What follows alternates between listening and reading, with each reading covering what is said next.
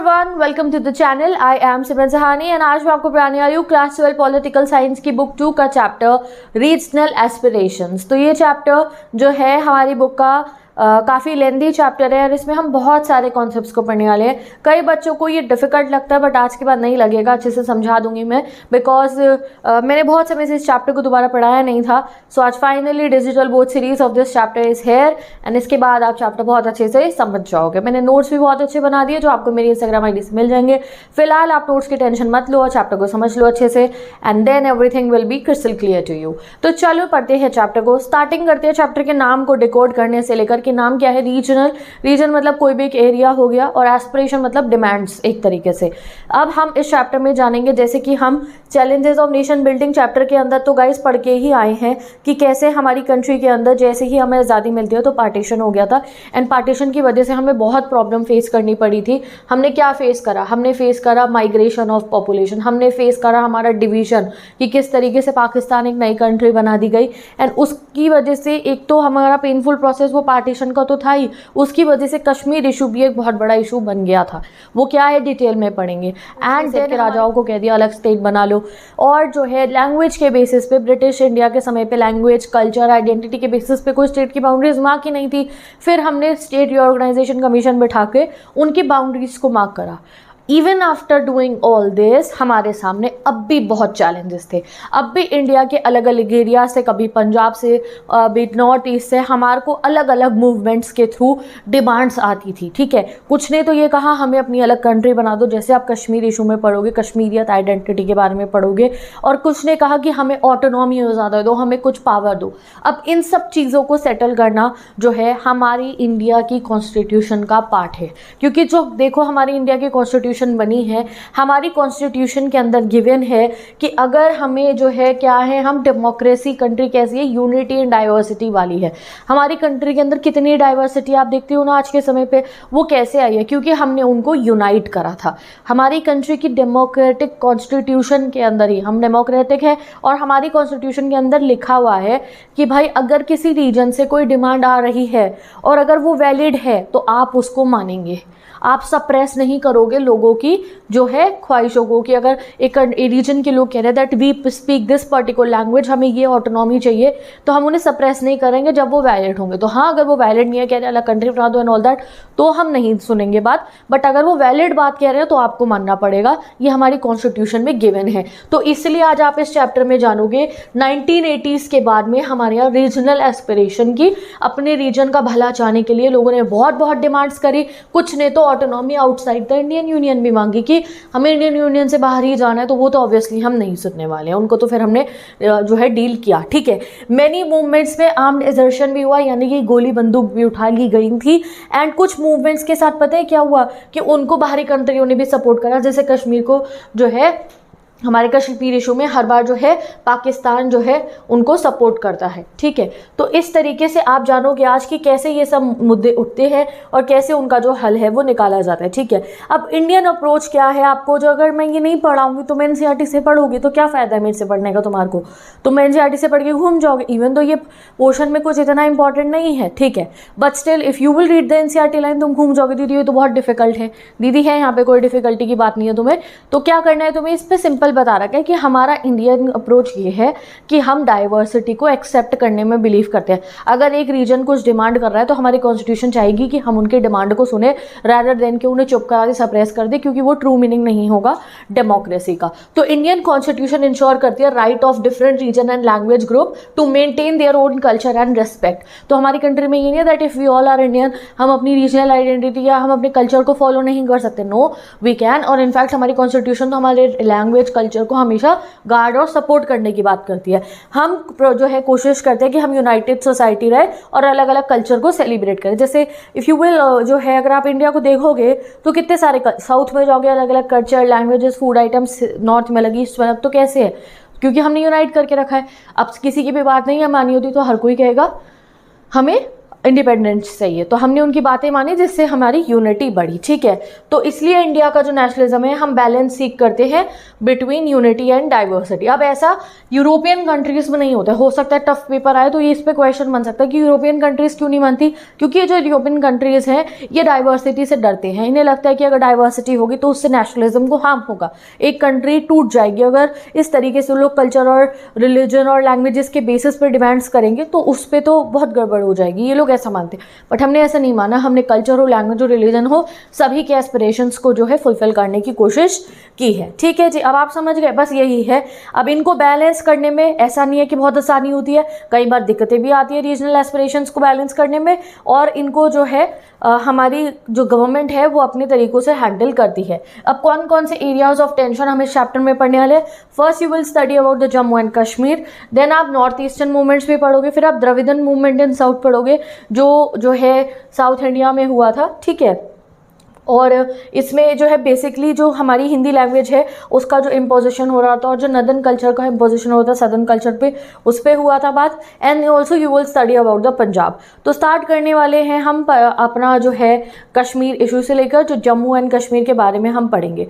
तो अभी मैं तुम्हें दूसरी स्लाइड पे लेके चलती हूँ, ठीक है। यहाँ पे तो मैंने एनसीईआरटी से नोट्स बना रखे हैं, but right now I will teach you from my slide, जिससे अगर आप पढ़ोगे तो आपको, क्योंकि ना ये जो एनसीईआरटी में आपको जम्मू कश्मीर का इशू है बहुत ब्रीफली दे दिया है, तो उसमें आपको इतना समझ में नहीं आएगा। मैं अपनी स्लाइड से पढ़ा रही हूँ, उसमें ये सब चीज़ें ऐड है। अगर हमें जम्मू कश्मीर की बात करनी है तो हम चलते हैं इंडिपेंडेंस से पहले के दौरान, ठीक है, जब ब्रिटिश का राज हुआ करता था। तो उस समय पे जम्मू एंड कश्मीर एक प्रिंसली स्टेट हुआ करता था, और जम्मू कश्मीर के जो राजा थे उनका नाम था महाराजा हरी सिंह जी, ठीक है। अब महाराजा हरी सिंह जी के पास भी चॉइस मिली, जैसे ही हमें इंडिपेंडेंस घोषित होती है हमारी बाय द ब्रिटिशर्स कि हम इंडिपेंडेंट है, उनको भी चॉइस मिली कि या तो आप अपनी अलग कंट्री बना लो, या आप इंडिया के साथ रहो, या पाकिस्तान के साथ रहो। तो जो राजा हरी सिंह जी थे उनको जो दोनों ही कंट्रीज के साथ नहीं रहना था, उन्हें चाहिए था इंडिपेंडेंट नेशन, और वो कहते हैं मैं बनाऊंगा अपना एक independent nation, because he and most of the Kashmir के लोग बिलीव करते थे in their own identity that was Kashmiriyat, ठीक है। कश्मीरियत में वो बिलीव करते थे दैट हम लोग जो है, देखो क्योंकि कश्मीर में ये नहीं था कि खाली मुस्लिम्स थे, खाली हिंदूज थे, या खाली कोई पॉपुलेशन थी, नो, कश्मीर के अंदर हिंदूज भी थे, बुद्धिस्ट भी थे, मुस्लिम भी बहुत सारी पॉपुलेशन में थे। तो ओवरऑल ये लोग अपनी एक और आइडेंटिटी प्रेजेंट करते थे, दैट इज कश्मीरियत, दैट हम कश्मीर में रहने वाले जो लोग हैं we all are Kashmiris, before everything else वो जो है क्या है, वो लोग हैं कश्मीरीज, ठीक है। अब आगे आगे रोल बताऊंगी मैं, क्यों पाकिस्तान ने हमारे कश्मीर को ऑक्यूपाई करा, ऐसी क्या सिचुएशंस बनी थी, everything will B clear, just listen carefully, ठीक है। तो कश्मीरियत क्या होता है, a unique cultural identity based on regional unity over religious और पॉलिटिकल एफिलिएशन। तो ये क्या है, एक रीजनल यूनिट, कश्मीर क्या एक रीजन है, तो कश्मीरियत क्या एक रीजनल यूनिटी है। वहाँ पे उन्होंने धर्म को नहीं देखा, पॉलिटिक्स को नहीं देखा, कि ये एक इनकी रीजनल यूनिटी है, ये ग्रो हो रही थी, ठीक है। अब जो है उन्होंने कह दिया राजा हरी सिंह जी ने कि भाई मैं तो इंडिपेंडेंट जो है रहना चाहता हूँ, वो नहीं साइन कर देते अभी हमारा इंस्ट्रूमेंट ऑफ अकेशन, ठीक है जी।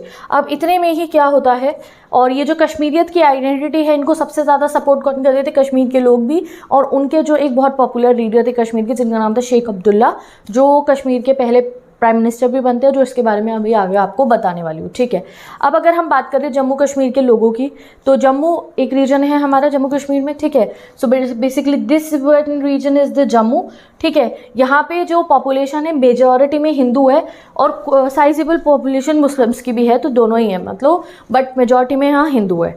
देन आता है हमारा कश्मीर, ठीक है। यहाँ पे ये जो ये पूरा एरिया ये वाला है हमारा कश्मीर का, ठीक है। सो ये यहाँ से जो है आप लाइन देख रहे हो, ये जो ये ऊपर ग्रीन वाला ये अलग ऊपर है, ये है हमारा पाकिस्तान ऑक्यूपाइड जम्मू कश्मीर। तो इतना सारा एरिया हमारा जो है ये पाकिस्तान ने भी ऑक्यूपाई कर रखा है, बट है ये पूरा का पूरा, अगर आप टोटल एरिया हमारा देखोगे तो ये है कश्मीर वाला एरिया। और यहाँ पे कैसी पॉपुलेशन थी, यहाँ पे ज़्यादा मुस्लिम्स थे, स्मॉल पॉपुलेशन हिंदू सिख की भी थी, ठीक है। तो हिंदू सिख माइनॉरिटी में थे। अब बात करते हैं हम लद्दाख रीजन की। Ladakh region is particularly this वाला एरिया में लद्दाख है। अब तो यूनियन टेरिटरीज बन गई, अब वाला मैप तो ऐसा नहीं है, ठीक है। अब तो बिल्कुल ही डिफरेंट सीन हो गया है, अभी का मत सोचो, अभी हम हिस्टोरिकली देख रहे हैं। ये वाले रीजन को बेसिकली हम लद्दाख रेफर कर देते हैं। और यहाँ पे कौन से लोग थे, यहाँ बुद्धिस्ट मेजॉरिटी में थे, बुद्धिस्ट एंड मुस्लिम्स। तो ये हो गया लद्दाख का, ठीक है जी। अभी 2 लीडर्स हमने पढ़े ऊपर ऊपर से कि जो ऑब्वियसली जो इनके राजा जी थे हरि सिंह जो थे, और एक और लीडर का नाम पढ़िए शेख अब्दुल्ला का, जो कश्मीरियत में बिलीव करते थे, यानी कि एक वो जो है कहते थे कि एक इंडिपेंडेंट कंट्री कहीं ना कहीं वो भी बनाना चाहते थे कश्मीर को। ठीक है जी, चलो अब देखते हैं क्या होता है। अब tribal invasion and accession to India. अब आप सोचोगे कि अभी तक तो जो है इंस्ट्रूमेंट ऑफ अकेशन पे हरि सिंह जी साइन नहीं करे थे, फिर कैसे कश्मीर इंडिया का हिस्सा बन जाता है।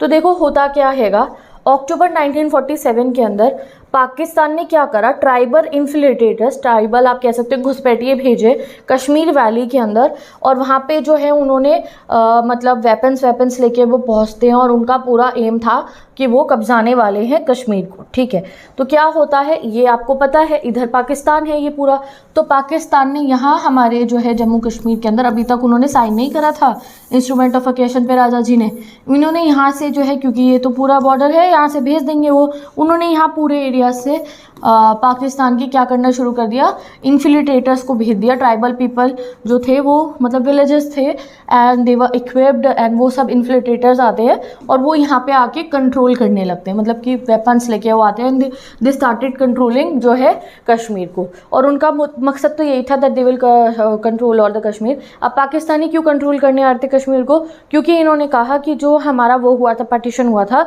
ब्रिटिशर्स ने इस बेसिस पे कराया था कि जिस एरिया के अंदर ज़्यादा मुस्लिम्स होंगे वो रहेगा पाकिस्तान के पास, बाकी इंडिया का रहेगा। तो उन्होंने कहा कि जो कश्मीर का ये वाला हिस्सा है, यहाँ पे भी तो बहुत सारे मुस्लिम्स हैं, तो ये जाएगा जो है पाकिस्तान को होना चाहिए ये, तो इन्होंने यहाँ पे अटैक कर दिया। अब राजा जी जो थे उनकी फोर्सेस लड़ती हैं पाकिस्तान के जो इन्फ्लेटर्स आए थे उनके साथ में, बट स्टिल राजा जी उनका सामना नहीं कर पा रहे थे। तो फिर राजा जी क्या करते हैं, हमारे इंडियन गवर्नमेंट से मदद मांगते हैं कि आप हमारी आके मदद करो, वरना तो ये पाकिस्तानी आके कश्मीर को कब्जा रहे हैं। तो फिर इंडियन गवर्नमेंट क्या करती है, जवाहरलाल नेहरू जी और हमारी पूरी इंडियन गवर्नमेंट, वो उनके सामने इंस्ट्रूमेंट ऑफ अकेशन रख देती है कि ठीक है आप फिर इंस्ट्रूमेंट ऑफ अकेशन पे साइन कर दो, then we will help you. क्योंकि राजा जी पहले साइन नहीं कर रहे थे ना कि इंडिपेंडेंट कंट्री बनाएंगे, अब वो खुद की प्रोटेक्शन कर नहीं पाते, तो हमने उनके सामने रखा इंस्ट्रूमेंट ऑफ अकेशन एंड राजा जी इंस्ट्रूमेंट ऑफ अकेशन पे साइन कर देते हैं। मतलब क्या हो गया, ये पूरा का पूरा एरिया जो है हमारा, ये अब इंडिया का पार्ट बन गया। इंस्ट्रूमेंट ऑफ अकेशन भी साइन करने का मतलब क्या हुआ, अब ये इंडिया का पार्ट है। दो हमने उनको स्पेशल प्रिविलेजेस दी थी, आर्टिकल 373 अभी आप पढ़ोगे, बट जैसे ही राजा जी ने साइन करा, राजा जी का था ना कि जम्मू एंड कश्मीर, तो मतलब क्या हुआ कि जम्मू कश्मीर अब इंडिया का पार्ट बन गया। ठीक है जी, तो इट वॉज नाउ ऑफिशियल, क्योंकि राजा जी क्या करते हैं, इंस्ट्रूमेंट ऑफ अकेशन पे साइन करा देते हैं। एक बार मैं आपको दिखा भी देती हूँ, ये देखो, ये रहे हमारे जो है, आप देख सकते हो कश्मीर एसेडेड टू इंडिया। ठीक है, तो ये पूरा आप देख सकते हो, ये रहे जवाहरलाल नेहरू जी, और जो कश्मीर है वो अब इंडिया का पार्ट बन गया। चलो एक बार रीड कर लेते हैं। तो Pakistan sends tribal inflated to Kashmir while in an attempt to seize control. Maharaja Hari Singh was unable to defend Kashmir, asked India for military assistance. In return, he signs an instrument of acation on October 26, 1947, legally integrating JK to India. ठीक है, तो Jammu and Kashmir अब India का जो है part बन गया। ठीक है, अब हमारी इंडिया की जो वो है मिलिट्री है, वो जाती है और इन्फिल्ट्रेटर्स के साथ फाइट करती है। उस फाइट में जो है हम लोग इनकी मिलिट्री को, यहाँ ये जो ये आप देख रहे हो, ये लाइन देख रहे हैं, this is the line of control, ये आप इस एरिया तक मान सकते हो, इस एरिया तक हम इन्हें रोक देते हैं और आगे तक ये नहीं आ पाते। बट जो ये एरिया है, ये पाकिस्तान की जो वो इन्फिल्ट्रेटर्स आते हैं, इसको ये कैप्चर कर लेते हैं। अब हमारा इतने समय में क्या होता है कि ये मुद्दा लेकर कि ये लड़ाई हो रही है, हमारे बीच में वॉर हो गया था, अभी UN बनी ही थी, तो जवाहरलाल नेहरू जी क्या करते हैं, मतलब कि हमारे इस केस को लेके UN चले जाते हैं। UN क्या है, UN का मकाम था कि भैया वो सॉर्ट कराएगा, वॉर नहीं होने देगा। तो UN क्या कर देता है, UN कहता है, UN अपनी तरफ से अपनी 4 दलीलें दे देता है, एंड इस वजह से क्या होता है कि ये एरिया में जो है, इस एरिया को ऑक्यूपाई करके बैठ जाता है पाकिस्तान। तो पाकिस्तान ने क्या करा, यहाँ इस एरिया को ऑक्यूपाई कर लिया। जनवरी 1948 में India brings the Kashmir issue to United Nation, तो हमने उनको रोका वहाँ पे, और पाकिस्तान ऑक्यूपाइड जम्मू कश्मीर से कहा, वो कैप्चर कर लिया था पाकिस्तान ने। ठीक है, और फिर हम ये मुद्दा ले जाते हैं कश्मीर वाला हमारा UN के अंदर। अप्रैल 1948 पे UN एक रेजोल्यूशन देता है, कहता है ठीक है तुम अपने मसले को ऐसे सुलझाओ। पहले वो UN कहता है पाकिस्तान को कि पाकिस्तान ने जो अपनी फोर्सेस लगाई हैं, नेशनल लगाए हैं जम्मू एंड कश्मीर में, वो वापस बुला ले, यानी कि ये जो हमारे एरिया के अंदर ये बैठे हैं सारे, ये वापस बुला ले। ठीक है, ये सारी फोर्सेस को यहाँ से हटा लें। पहला यूएन ये कहता है। दूसरा यूएन कहता है इंडिया रिड्यूस करे military presence in Jammu Kashmir. पे हमें बहुत ज़्यादा डर होता था हर समय कि ये और दोबारा से कभी इन्वेजन ना कर दे, तो इस एरिया में लाइन ऑफ कंट्रोल के पास में हमारी बहुत सारी मिलिट्री रहती थी। हम जो है यूएन ने कहा कि आप यहाँ पे मिलिट्री प्रेजेंस थोड़ी कम करो, बट हम मिलिट्री प्रेजेंस रखते थे क्योंकि पाकिस्तान बार बार हमले करता था या इनडायरेक्टली वो कुछ ना कुछ जो है हमारे को नुकसान पहुँचाने के लिए कॉन्स्पिरेसी करता ही रहा। ठीक है, फिर एक प्लेबिसाइड करने को कहा जहाँ पे डिटरमाइन होगा कश्मीर का फ्यूचर बाय द पीपल। जैसे जूनागढ़ में हुआ था ना, प्लेबिसाइड लोगों से पूछा कि आपको कहाँ रहना है, तो उन्होंने कहा हम लोगों से पूछेंगे, प्लेबिसाइड कराएंगे। यूएन ने कहा कि either you want to go with India, Pakistan और इंडिपेंडेंट नेशन, हम प्लेबिसाइड कराएंगे, ये यूएन ने कह दिया। यूएन की किसी भी बात को जो है माना नहीं गया। This resolution could not be implemented as neither country withdrew troops, consequently the Kashmir dispute remain unsolved. UN का फैसला आ गया, रुक गई बात बीच में। चलो अब क्या है, पाकिस्तान के बार बार अपनी डोमिनेंस दिखा रहे कि कश्मीर वाला एरिया मेरा है, इंडिया कह रहा है हमारा है। अब वहीं पे जो है इनके एक पॉपुलर लीडर, जो मैंने शेख अब्दुल्ला की बात करी, शेख अब्दुल्ला जी का क्या कहना था, दैट वी बिलीव इन कश्मीरिया। ठीक है, शेख अब्दुल्ला जी जो थे वो आगे चल के अभी इनके फर्स्ट प्राइम मिनिस्टर भी बनेंगे।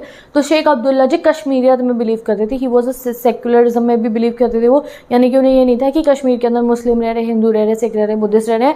ही वॉन्टेड कि जो कश्मीर हमारा रीजन है, इसलिए मुझे जो है we want separate country, we want separate identity, we want our Kashmir. ठीक है, तो उन्हें ना ही पाकिस्तान के साथ रहना था, इंडिया के साथ भी नहीं रहना था, बेसिकली उन्हें कश्मीर चाहिए था, बट पाकिस्तान के साथ भी उन्हें नहीं जाना था। ठीक है, ये वांटेड कश्मीर, बट जैसे कि राजा जी ने अब साइन तो कर दिया था इंस्ट्रूमेंट ऑफ अकेशन पे, तो अब कश्मीर इंडिया का पार्ट बन चुका था। ठीक है, However, no progress could be made under this resolution. In the meanwhile क्या होता है, शेख अब्दुल्ला जी को प्राइम मिनिस्टर बना दिया जाता है जम्मू कश्मीर का मार्च 1948 में, while India agreed to grant it provisional autonomy under the Article 370. अब जब हमने कश्मीर को अपना इंडिया का पार्ट बनाया और कश्मीर तो सेपरेट आइडेंटिटी ही चाहता था, सेपरेट कंट्री बनाना चाहता था, तो इसलिए हमने उन्हें ऐसा बिल्कुल नॉर्मल स्टेट की तरह मर्ज नहीं करा, हमने कश्मीर को एक सेपरेट जो है आप कह सकते हो स्पेशल पावर्स दी थी। जैसे कि कश्मीर में हमने लगाया आर्टिकल 370, इसके तहत कश्मीर को कुछ स्पेशल पावर्स मिली, कुछ ऐसे जो मैं अभी आपको बताऊंगी कि जो कुछ भी पूरी हमारी कंट्री में सेंट्रलाइज लॉ लग रहे हैं वो कश्मीर में नहीं लगेंगे जब तक उनकी असेंबली से नहीं पूछ लिया जाएगा। और कश्मीर के जो रूलर बनते थे इलेक्ट होकर, उनको प्राइम मिनिस्टर बोला जाता था, रादर देन कि उन्हें बाद में चेंज होता है ये चीज़, बट उन्हें प्राइम मिनिस्टर कहा जाता था। ठीक है, तो अभी मैं पहले तुम्हें दिखा देती हूँ, ये है शेख अब्दुल्ला जी, और अब हम डिटेल में पढ़ते हैं 1948 से क्या होता है। अब तो आर्टिकल 370 जो जम्मू एंड कश्मीर का जो है के तहत जम्मू कश्मीर को जो स्पेशल पावर मिली थी, उसमें एक चीज़ आपको ध्यान रखनी है कि उसमें जो है जम्मू कश्मीर को पावर मिली थी कि वो अपनी ऑटोनॉमी अपने पास रख सकता है, बहुत पावर्स उसको दी गई थी, except defence, foreign affairs, finance and communication. यानी कि जम्मू कश्मीर की पॉलिटिक्स इंटरनली जो चल रही है वो उसकी जो वो स्टेट वाली जो आप मान लो असेंबली है वो संभालेगी, मतलब कि जो उनके रूलर्स हैं अपने कश्मीर में जो इलेक्ट हुए हैं जैसे शेख अब्दुल्ला, वो संभालेंगे। बट अगर बात आएगी इनके डिफेंस की, यानी कि इनकी मिलिट्री की, इनकी सिक्योरिटी की, वो हमारी गवर्नमेंट देखेगी, सेंट्रल गवर्नमेंट। अगर बात आएगी इनके फॉरेन अफेयर की कि जम्मू कश्मीर के जो लीडर्स हैं क्या वो फॉरेन चाइना से जाके बात कर सकते हैं, पाकिस्तान से खुद से अपने आप से डील कर सकते हैं, या यूएसए से या यूएसएसआर से, नहीं, ये नहीं था। फॉरेन पॉलिसी हमारी वाली ही चलेगी, जो हमारी गवर्नमेंट चाहेगी, सेंट्रल गवर्नमेंट चाहेगी, वही फॉरेन पॉलिसी इनकी रहने वाली है। यही चीज़ ध्यान में रखनी है, ये बात ध्यान में रखना कि जम्मू कश्मीर को स्पेशल आइडेंटिटी दी, स्पेशल पावर दी, आर्टिकल 370 लगाया, प्रिविलेजेस दी, बट ये चीज़ें अपने पास रखी थी हमने। डिफेंस हमारे हाथ में था, फॉरेन अफेयर्स हमारे हाथ में थी, कि फिर मतलब ये था कि जम्मू कश्मीर का रूलर खुद जाके बाहर के कंट्रियों से डील नहीं कर सकते हैं। नेक्स्ट फाइनेंस हमारे हाथ में था सारा का सारा, और कम्युनिकेशन हमारे हाथ में थी, ये चीज़ें हमारे हाथ में थी। बाकी इंटरनल अफेयर्स सारे जम्मू कश्मीर के जो रूलर्स वो इलेक्ट करेंगे उनके हाथ में थे। ठीक है, अब क्या होता है, अभी एक बार मैं आपको आर्टिकल 370 दिखा। आर्टिकल 370 के तहत ऑटोनॉमस स्टेट का जो है दर्जा मिला जम्मू कश्मीर को, अपनी कॉन्स्टिट्यूशन बनी जम्मू कश्मीर की।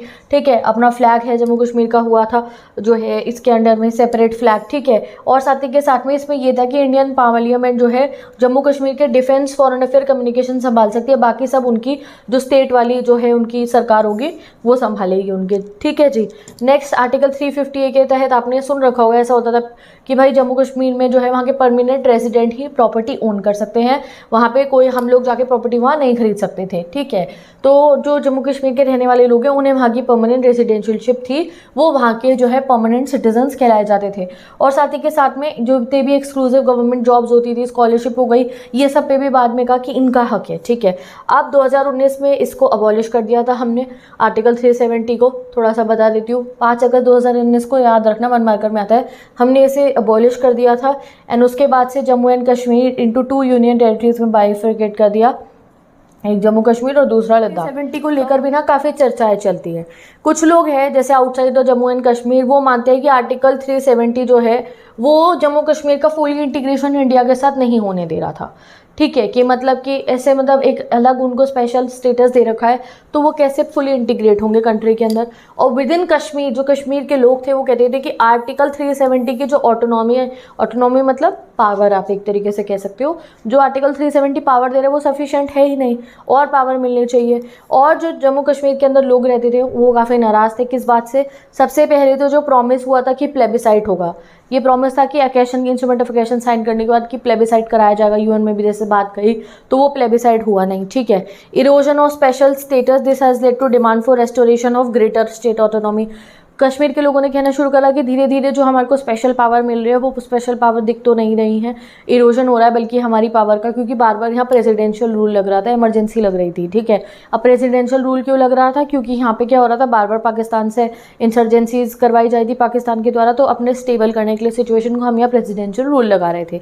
Lack of full democratic practices, अभी आप यहाँ का देखोगे कि कश्मीर के अंदर बार बार सरकारें गिर रही थी, बार बार सरकार गिर रही थी, कांग्रेस की फिर कोलिशन से बनने का भी कुछ हो रहा है, तो डेमोक्रेसी भी यहाँ पे बहुत फ्री फेयर और फुली तरीके से नहीं हो पा रही थी, जैसे हमारे ऑल ओवर द इंडिया में इतनी स्विफ्टली इलेक्शन हो रहे थे। तो ये डिमांड्स थी कश्मीर के लोगों की, और जो है आउटसाइड कश्मीर लोग कहते थे कि आर्टिकल 370 की वजह से कश्मीर तो फुली इंटीग्रेट हो ही नहीं पा रहा, स्टेबल सिचुएशन हो ही नहीं पा रही है। तो अभी ये जानने से पहले कि कैसे हुआ क्या हुआ, अब हम वापस चलते हैं 1948 में, जहाँ से जो है हम पढ़ेंगे कि क्या क्या होता है कश्मीर में। 1948 में क्या होता है, शेख अब्दुल्ला जी प्राइम मिनिस्टर बन जाते हैं, और ये अपने प्राइम मिनिस्टर जैसे ही बनते हैं ये काफ़ी लैंड रिफॉर्म्स करते हैं कश्मीर के अंदर, एंड कश्मीर की जनता काफ़ी मतलब खुश होती है। अब इतने में क्या होता है, 1953 के अंदर ना शेख अब्दुल्ला और सेंट्रल गवर्नमेंट के बीच में डिफरेंसेस होते हैं। शेख अब्दुल्ला जी देखो जवाहरलाल नेहरू जी के बहुत अच्छे दोस्त भी थे, बट फिर भी इनको क्या करा जाता है, इनकी सरकार को डिसमिस करके इन्हें जेल में डाल दिया जाता है। अब क्यों डाल दिया जाता है, देखो उसका रीज़न था, मैंने तुम्हें बताया कि शेख अब्दुल्ला जी जो थे उनको आर्टिकल 370 के तहत उनको पता था कि जो फॉरेन अफेयर्स है उनसे वो डील नहीं कर सकते, डिफेंस कम्युनिकेशन वो सब इंडियन गवर्नमेंट के हाथ में था। बट व्हाट ही डिड, वो कहीं ना कहीं कोशिश कर रहे थे कि यूएन से जाके बात करे या पड़ोसी देशों को जाके अपनी तरफ खींचे, जिससे कि वो कश्मीर को एक सेपरेट नेशन बना पाए, बिकॉज ये कश्मीरियात आइडेंटिटी में बिलीव करते थे। ही वांटेड कि कश्मीर एक अलग कंट्री बन जाए, नो मैटर उसमें कौन से रिलीजन के लोग रह रहे हैं, मुस्लिम है, हिंदू है, बुद्धिस्ट है, या फिर जो है सिख है, वो ये चाहते थे, ठीक है। अब 1953 में इसके बाद में शेख अब्दुल्ला जी के बाद में जो लीडर्स आते हैं उनको कश्मीर की जनता सपोर्ट नहीं करती है, क्योंकि नेशनल कॉन्फ्रेंस जिसमें अब्दुल्ला जी नहीं थे उनको लोग वहाँ के सपोर्ट नहीं कर रहे थे, वो अपने लीडर को ही देखना चाहते थे। अब इंडियन नेशनल कांग्रेस इस समय पे जो हमारी सरकार थी वो कश्मीर की जो है ना पॉलिटिक्स के अंदर काफ़ी दखल अंदाजी करती रहती थी, और ऐसा कश्मीर के लोगों को लगता था, बहुत इन्फ्लुएंस है। और ट्रनकेटेड नेशनल कॉन्फ्रेंस अब यहाँ चल रही थी। ट्रनकेटेड मतलब टूटी हुई, एक तरीके से छोटी आप कह सकते हो कि एक हिस्सा था उसका, क्योंकि अब बिना मतलब अब्दुल्ला जी की जो नेशनल कॉन्फ्रेंस थी उसे ट्रनकेटेड बोला। ट्रनकेटेड सिंपल लैंग्वेज मतलब टूटी हुई हो गई, और जो है स्मॉलर वर्जन हो गया, क्यों, क्योंकि उनके मेन लीडर तो थे ही नहीं ना। अब इलेक्शन होती है ड्यूरिंग दिस पीरियड, और ऐसा कहा जाता है कि जो भी इलेक्शन इस पीरियड में हो उनमें सब में जो है अनफेयर मीन्स से हुआ है ये वो। अब आते हैं हम 1965 के अंदर। 1965 में जब शास्त्री जी हमारे प्राइम मिनिस्टर थे उस समय में जो है कॉन्स्टिट्यूशन के अंदर अमेंडमेंट किया जाता है, किसकी, जम्मू कश्मीर की कॉन्स्टिट्यूशन के अंदर। और ये लिखा जाता है कि जो नाम दिया गया था, मैंने आपको बताया कि जम्मू कश्मीर के लीडर को प्राइम मिनिस्टर बोला जाता था, वो बदल के क्या कहा कि जम्मू कश्मीर के जो लीडर होंगे उनका नाम हम चीफ मिनिस्टर कहेंगे, ना कि प्राइम मिनिस्टर। और फिर इसके तहत पहले चीफ मिनिस्टर कौन बनते हैं जम्मू कश्मीर के, Ghulam Mohammad Sadiq becomes the first chief minister. ये 1 मार्कर में याद रखना। अब 1965 में इंडो पाक वॉर होता है, जो ताशकंद एग्रीमेंट के बाद में जो है जाके एंड होता है और सीज फायर लाइन होती है। इस वॉर में हम लाहौर तक पहुँच गए थे। आपको याद होगा शास्त्री जी के रूलर के अंडरशिप में ये हुआ था और ये ताशकंद गए थे, तो वहीं से फिर आपको पता है शास्त्री जी की डेथ हो गई थी। ये सब हमने पढ़ लिया है। इस समय में भी बहुत इंस्टेबिलिटी हुई। अब आया 1965 के बाद, अब हम आते हैं 1974 में। इंदिरा गांधी जी अब प्राइम मिनिस्टर बन चुकी थी। ये कोशिशें करती हैं शेख अब्दुल्ला जी के साथ जो है बातचीत करने की और नॉर्मल सिचुएशन करने की, और वो क्या करती हैं, शेख अब्दुल्ला जी के साथ बात करती हैं और अकॉर्ड बनाती हैं, डिस्कशंस करती हैं और चीफ मिनिस्टर बन के वापस आ जाते हैं अब शेख अब्दुल्ला जी 1975 के अंदर। तो ये शेख अब्दुल्ला जी को वापस ले आती हैं। 1977 में जो इलेक्शन होते हैं उसमें शेख अब्दुल्ला जी जीत जाते हैं, लोग वहाँ के खुश होते हैं बड़े, और जो है इससे नेशनल कॉन्फ्रेंस वापस आ जाती है पावर में। जो हटा दिया गया था ना वो पावर में आ गए, ठीक है। अब आ जाता है 1982 और Farooq Abdullah become chief minister. तुम कहोगे दीदी फारूक अब्दुल्ला कौन है? तो फारूक अब्दुल्ला शेख अब्दुल्ला जी के बेटे हैं, क्योंकि शेख अब्दुल्ला जी की डेथ हो जाती है, ठीक है, बूढ़े हो गए थे वो काफ़ी, उनकी डेथ हो जाती है, तो उनके बेटे फारूक अब्दुल्ला जी अब चीफ मिनिस्टर बन जाते हैं। अब फारूक अब्दुल्ला चीफ मिनिस्टर बने हुए थे कौन सी पार्टी के? नेशनल कॉन्फ्रेंस के। इतने में ही क्या होता है 1984 में फारूक अब्दुल्ला की गवर्नमेंट को भी डिसमिस कर दिया जाता है बाय द गवर्नमेंट। क्यों? कहीं ना कहीं ये भी बहुत ऑटोनॉमी डिमांड करने के लिए एक इंडिपेंडेंट नेशन का जो है कहीं ना कहीं चलती रहती थी बातें, तो इतना डिटेल में हमने नहीं जाना है। फारूक अब्दुल्ला को भी डिसमिस कर दिया जाता है और एक ब्रेक अवे फैक्शन था फारूक अब्दुल्ला की नेशनल कॉन्फ्रेंस का, वो फिर रूल करती है। इसमें इनके ब्रदर इन लॉ जो थे फिर वो आगे रूलिंग कर रहे होते हैं और इनको हटा दिया जाता है। अब आता है 1986। अब हमारे प्राइम मिनिस्टर इंदिरा गांधी नहीं रही थी, उनका असैसिनेशन हो गया था। अब हमारी प्राइम मिनिस्टर जो है बन चुके होते हैं राजीव गांधी जी, और राजीव गांधी जी सिचुएशंस को नॉर्मलाइज करने की कोशिश करते हैं और जाके वो फारूक अब्दुल्ला जी से बातचीत करते हैं और उनके साथ में अग्रीमेंट करते हैं, उनको वापस ले आते हैं पावर में 1986 में, और कहते हैं कि अगला जो इलेक्शन होगा 87 का, इसमें हम दोनों मिलकर अलायंस फॉर्म करके जो है पार्टी जो है अपनी बनाने की कोशिश करेंगे अपनी सरकार को। बट इनकी जो जनता थी जब 1984 में फारूक अब्दुल्ला को हटाया तो बहुत नाराज़ हो गई थी सेंटर से, यानी कि कांग्रेस से, कि कांग्रेस अब अच्छी खासी सरकार चली थी, बार बार दखलंदाजी क्यों करती रहती है।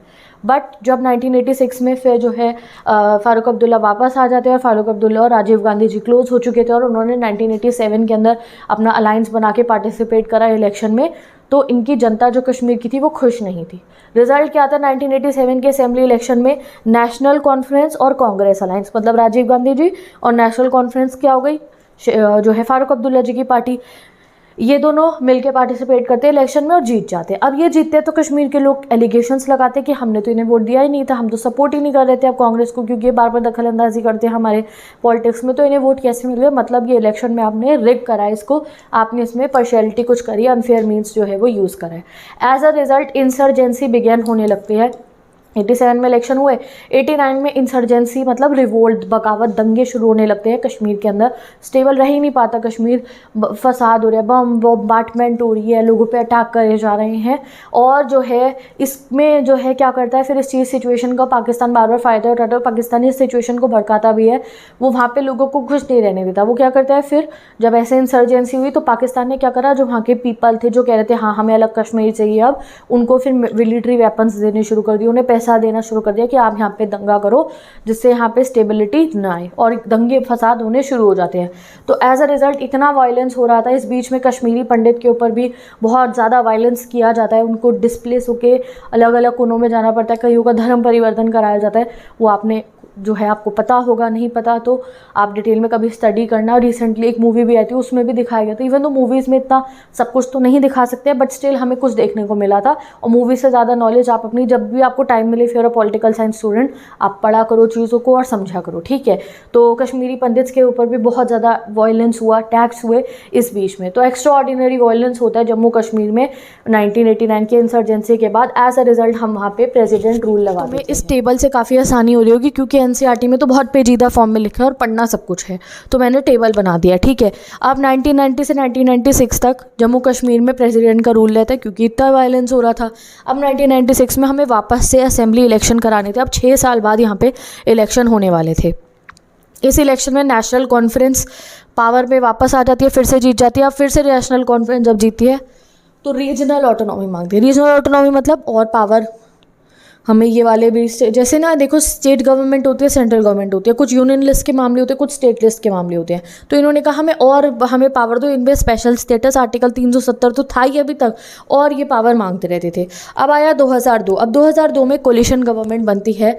मुफ्ती मोहम्मद सईद जो PDP के थे, as a chief minister for the first 3 years leading a coalition with Congress. अब क्या होता है, 2002 का जब अगला इलेक्शन आता है ना 1996 के बाद में इनका, तो इसमें अब कांग्रेस जो है ना क्या करती है, कांग्रेस ये नेशनल कॉन्फ्रेंस के साथ अलायंस नहीं बनाती।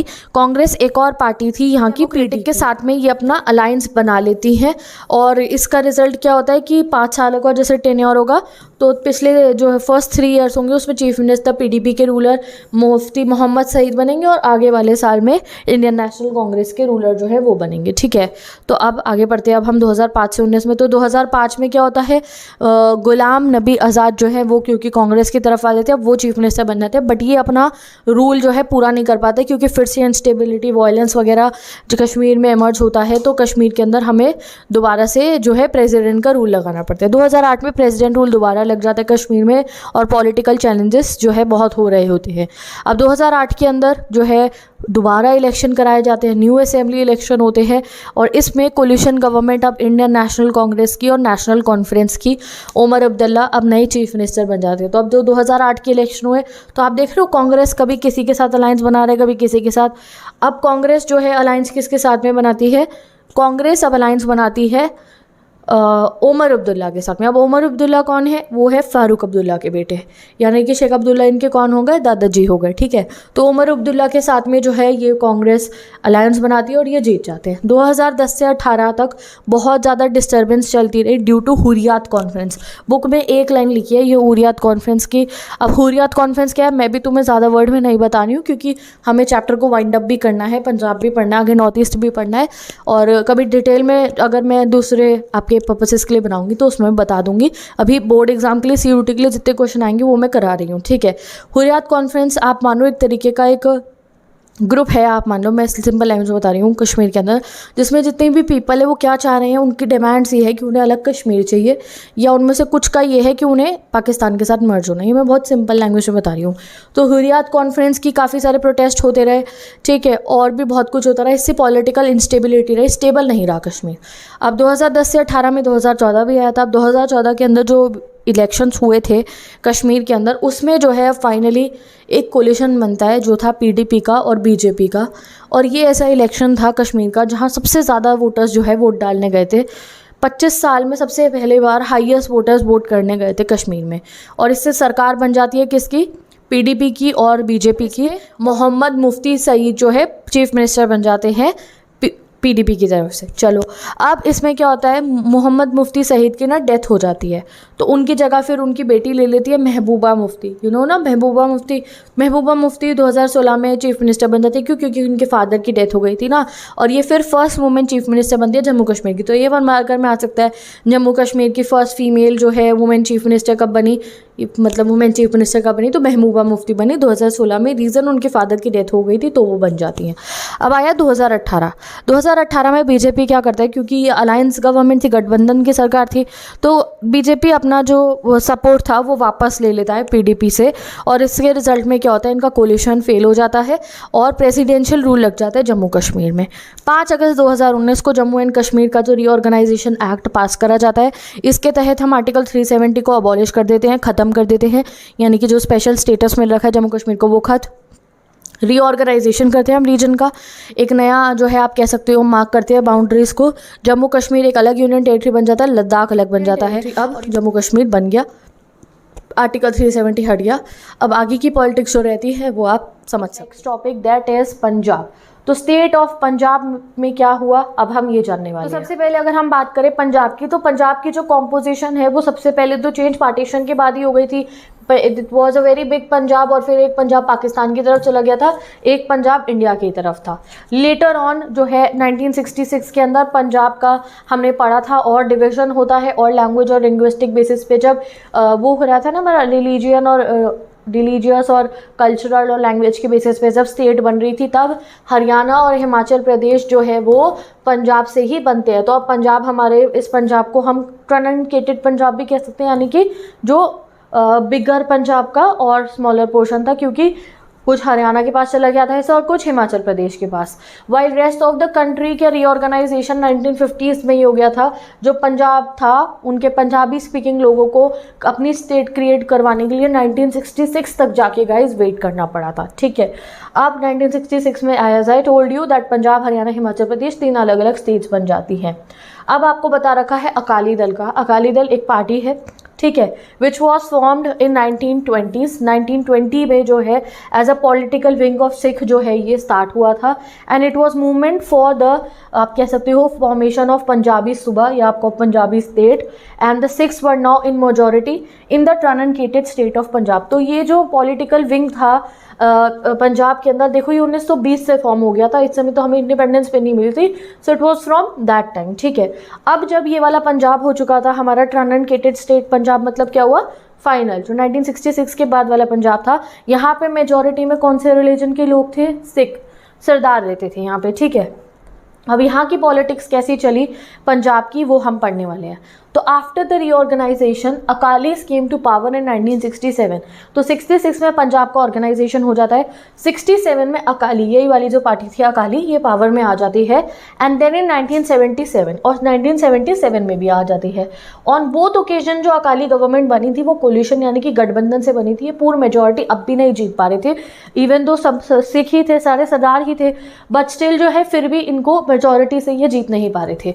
तो इस बारे में अकालीज को समझ में आया that despite redrawing the boundaries तो बन गई हैं, आप पंजाब में सिख ही रह रहे हैं ज़्यादातर, ठीक है, there political position remain precarious, but फिर भी वो मेजॉरिटी से इसलिए नहीं जीत पा रहे थे क्योंकि फर्स्ट ऑफ ऑल जो गवर्नमेंट है वो उन्होंने एक आध बार ऐसा हुआ कि जो मिड ऑफ द टाइम में ही सेंटर ने उनको हटा दिया था, यानी कि गवर्नमेंट को डिसमिस कर दिया था, प्रेसिडेंट रूल लग गया था। सेकेंडली उनको सपोर्ट इसलिए नहीं मिलता था क्योंकि हिंदूज भी थे पंजाब के अंदर ऑब्वियसली, एंड थर्ड जैसे कि सिख कम्युनिटी के अंदर भी ना वैसे हमारी बाकी कम्युनिटीज़ के अंदर इंटरनल डिफरेंशिएशंस था कास्ट और क्लास में, यानी कि जैसे हिंदूज़ में इतनी सारी कास्ट है ना, वैसे ही हमारा सिखिज़म में भी ऐसे ही था। Congress got more support among the Dalits whether Hindu और सिख देन द अकाली। तो जितने भी हिंदू दलित्स थे या सिख दलित्स जो थे वो अब किसको सपोर्ट करते थे, वो तो कांग्रेस को ही सपोर्ट कर रहे थे, नो मैटर कि वो हिंदू है या सिख है, वो फिर सिख थे तो वो अकाली को इतना वोट नहीं डालते थे।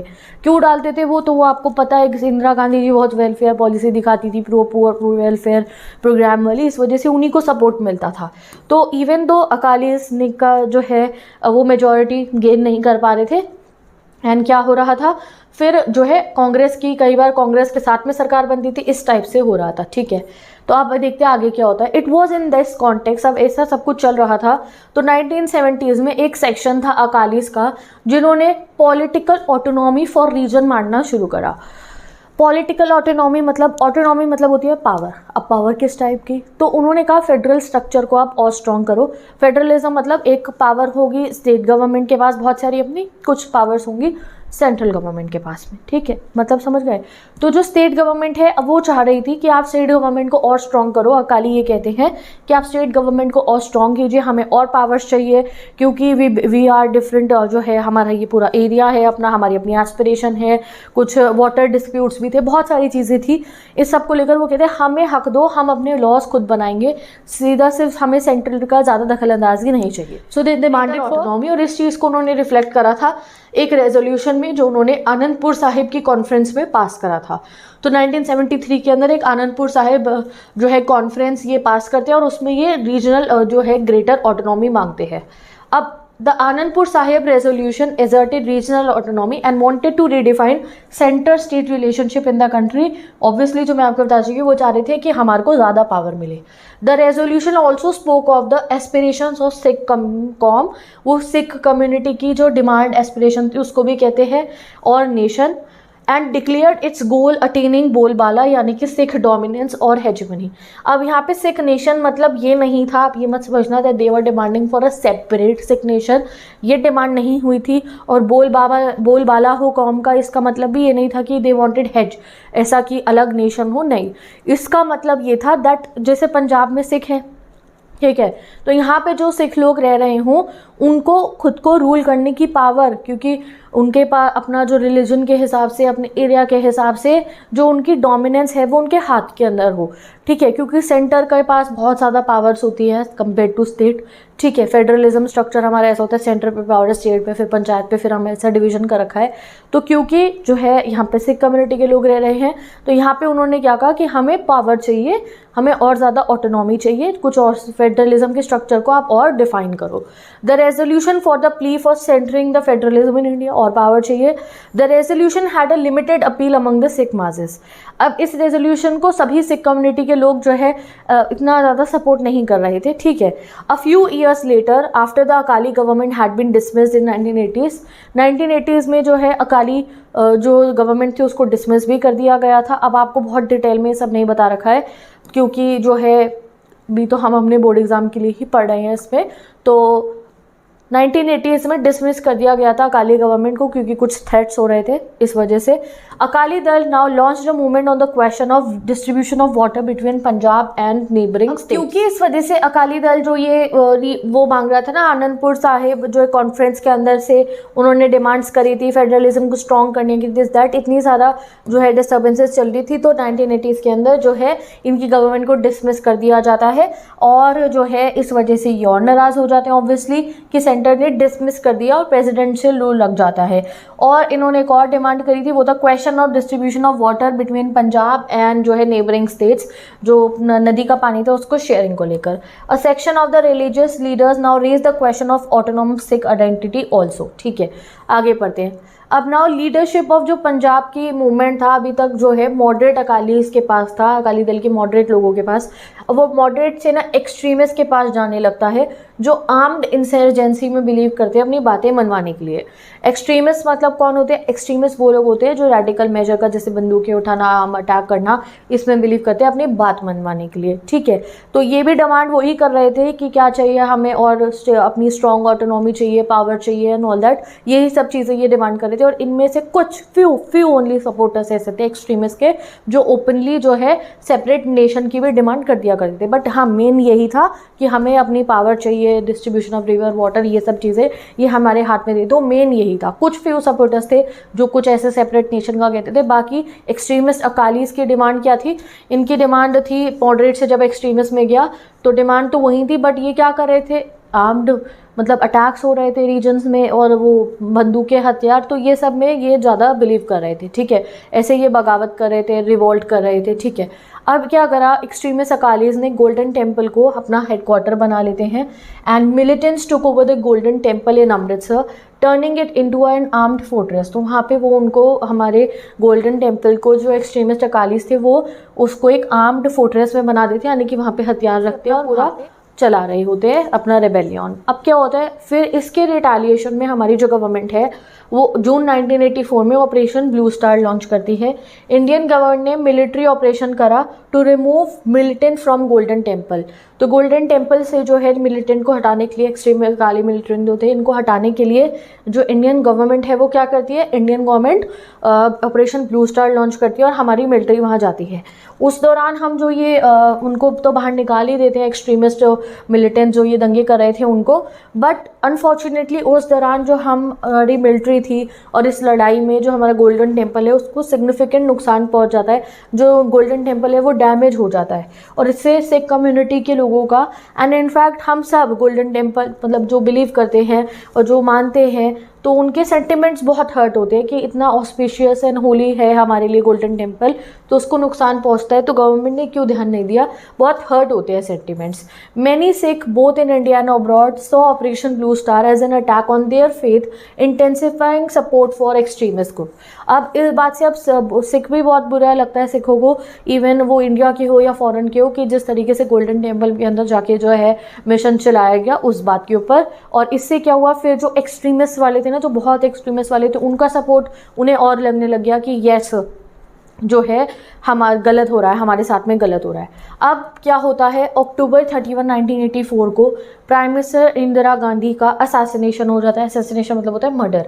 जब भी किसी पॉलिटिकल आइडेंटिटी का लीडर्स का मर्डर होता है तो हम उसको असैसिनेशन कहते हैं। जैसे शेख मुजीबुर रहमान का आपने पढ़ा बांग्लादेश में, और आगे आगे पढ़ रहे थे आप, बुक 1 में भी पढ़ के आए हो, तो असैसिनेशन इसलिए बोला जाता है, ठीक है। इंदिरा गांधी जी का असैसिनेशन हो जाता है bye her Sikh bodyguard in retaliation for operation Blue star. तो उनके जो बॉडीगार्ड थे वो सिख थे एंड वो उनको मर्डर कर देते हैं, ठीक है। And under the retaliation of operation Blue star, कि उन्होंने जो सेंटीमेंट हर्ट करे थे ऑपरेशन ब्लू स्टार चला के, इसमें इसका रिजल्ट में क्या होता है कि हमारी ऑनरेबल प्राइम मिनिस्टर की डेथ हो जाती है इस तरीके से मर्डर करके। इसके रिजल्ट में एंटी सिख वायलेंस होने लगता है। दिल्ली से ये जो है वायलेंस ब्रोक आउट होता है और पूरे नदर इंडिया में फैल जाता है। और इसमें जो है इस वायलेंस के अंदर हिंदू सिख के बीच में बहुत दंगे होते हैं और इसमें जो सिख कम्युनिटी है उसको बहुत नुकसान पहुंचाया जाता है। नॉर्मल घर की फैमिलीज़ के लोगों को, नो मैटर उनकी तो कोई गलती ही नहीं थी, उन पे अटैक होते हैं बहुत ज़्यादा। जितने सारे परिवारों जो थे वो अपने घर के मेल मेंबर्स को खो देते हैं, बच्चे खो देते हैं, बहुत सारी मतलब एट्रोसिटीज़ होती है सिख कम्युनिटी के ऊपर। और आप पढ़ो आगे, violence lasted for almost a week after Indira Gandhi's assassination with more than 2000 Sikhs killed in Delhi only. तो दिल्ली के अंदर ही 2000 सिखों को मार दिया जाता है। वर्स्ट अफेक्टेड एरिया जो है ये कहलाया जाता है। अदर अफेक्टेड एरिया में आता है 100 of Sikhs were also killed in Kanpur, Bokaro, जस। और सिख फैमिलीज़ बहुत सारा लॉस जो है उन्हें झेलना पड़ता है। सीवियर इमोशनल लॉस भी, क्योंकि घर के मेल मेंबर मर गए या और भी जो है बहुत लोगों को इतना नुकसान पहुंचता है और फाइनेंशियल हार्डशिप भी पहुंचती है। एंड गवर्नमेंट जो है अब इस समय में नॉर्मलसी लाने की कोशिश नहीं करती कि उनकी तो कोई गलती नहीं थी तो आपको जाके रोकना चाहिए था दंगे होते। तो गवर्नमेंट ने नॉर्मलसी लाने में काफ़ी टाइम लगाया था एंड इस चीज़ को अपोलोजाइज़ भी करा था पार्लियामेंट में प्राइम मिनिस्टर मनमोहन सिंह जी ने, जब उन्होंने रिग्रेट दिखाया था और अपोलोजाइज़ करा था एंटी सिख वायलेंस के लिए जो हुआ था इतने समय पहले। 20 साल बाद जाके वो अपोलोजाइज करते हैं पार्लियामेंट के अंदर, ठीक है।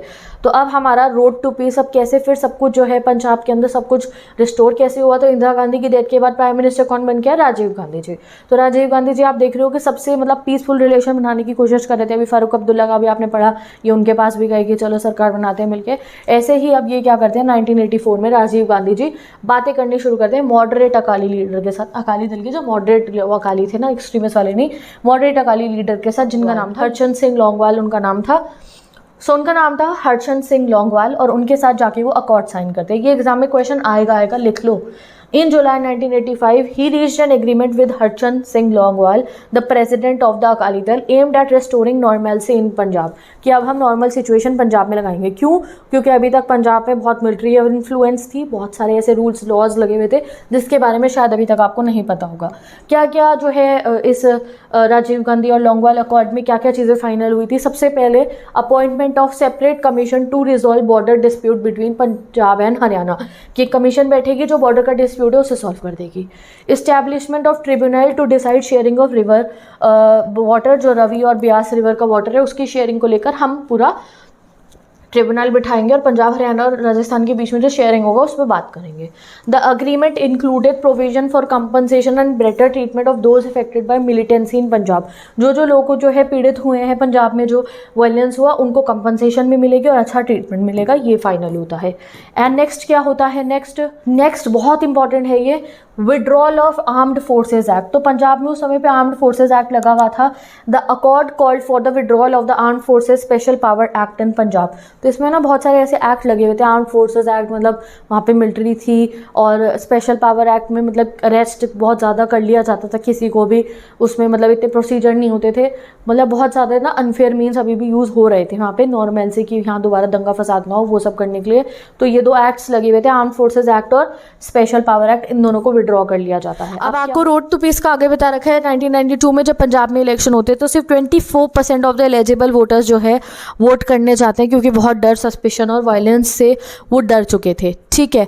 इरेडिकेशन ऑफ मिलिट्री फाइनली हो जाती है पंजाब के अंदर से देन, बट फिर भी हिंदू और सिख दोनों को ही बहुत लॉस हुआ था।